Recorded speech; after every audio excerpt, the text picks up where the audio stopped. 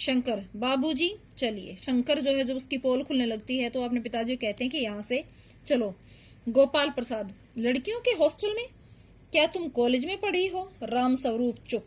राम स्वरूप ने जो है उमा की पढ़ाई छुपाई थी, तो वो चुप हो जाता है और वो कहता है कि तुम्हारे पिताजी ने तो जो है 10वीं पास बताया था और तुम जो है कॉलेज तक पढ़ी हो।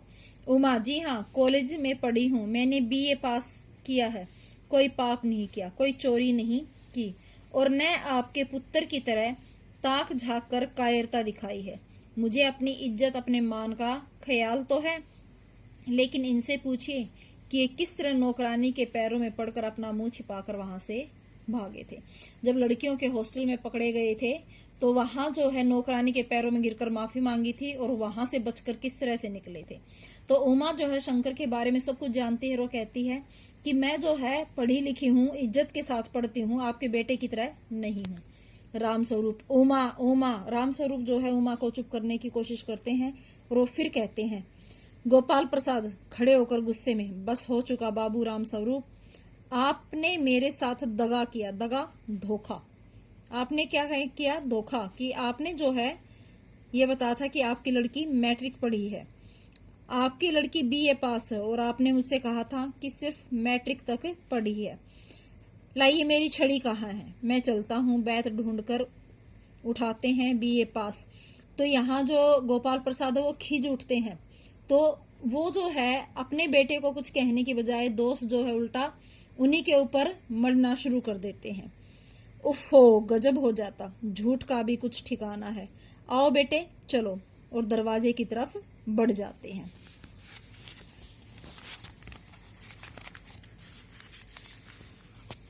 उमा, जी जाइए, जरूर चले जाइए, लेकिन घर जाकर जरा यह पता लगाइएगा कि आपके लाडले बेटे की रीढ़ की हड्डी है भी या नहीं यानी बैकबोन। बैकबोन। बाबू गोपाल प्रसाद के चेहरे पर बेबसी और गुस्सा झलक रहा है। बेबस क्यों है? क्योंकि वो अब कुछ कह नहीं सकते और उसे पता है कि शंकर की जो कमर झुकी हुई है उसका कारण क्या है, और उन्हें गुस्सा भी आता है अपनी इस तरह से बेइज्जत होने का और उनके लड़के के रुलासापन। और जो शंकर का चेहरा था वो बिल्कुल ऐसा हो रहा था, रोने लायक। दोनों बाहर चले जाते हैं। बाबू रामस्वरूप कुर्सी पर धम से बैठ जाते हैं। उमा सहसा चुप हो जाती है। प्रेमा का घबराहट की हालत में आना। प्रेमा जो है अंदर से कमरे में आती है, एकदम से घबरा जाती है।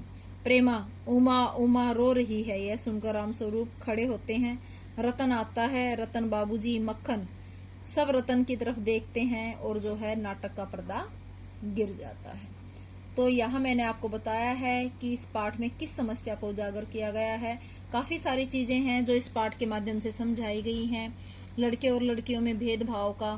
दूसरा जो है समाज के जो ठेकेदार हैं, जो अपने आप को ये मानते हैं कि हम जो है समाज को चला रहे हैं, जो सभा सोसाइटियों में बैठते हैं, ऐसे लोगों की सोच का जो है विरोध किया गया है कि उनकी सोच कितनी छोटी दकियानुशी है। वो पुरुष प्रधान समाज को जो है बचाए रखने के लिए औरतों को आगे बढ़ने से रोकते हैं। साथ ही साथ जो है ऐसे लोगों की सोच पर भी व्यंग्य किया गया है जो दहेज जैसी प्रथा का अब भी अनुसरण कर रहे हैं और दहेज मांगते हैं। और साथ ये भी बताया गया है कि एक लड़के का पिता हमेशा जो है अपना सिर ऊपर कर चलता है और एक लड़की के पिता की गर्दन झुकी हुई होती है। तो इस पाठ के माध्यम से लेखक जो है यही कहना चाहता है कि एक लड़की का पिता इतना बेबस और लाचार नहीं होना चाहिए। उसे जो है अपनी बेटी को लड़कों के समान जो है लालन पालन करना चाहिए, पढ़ाना लिखाना चाहिए। और ये अंतर तभी खत्म हो सकता है जब हम सब जो है इसके लिए अवेयर होंगे, जागरूक होंगे और हम लड़कियों को लड़कों के समान मानेंगे।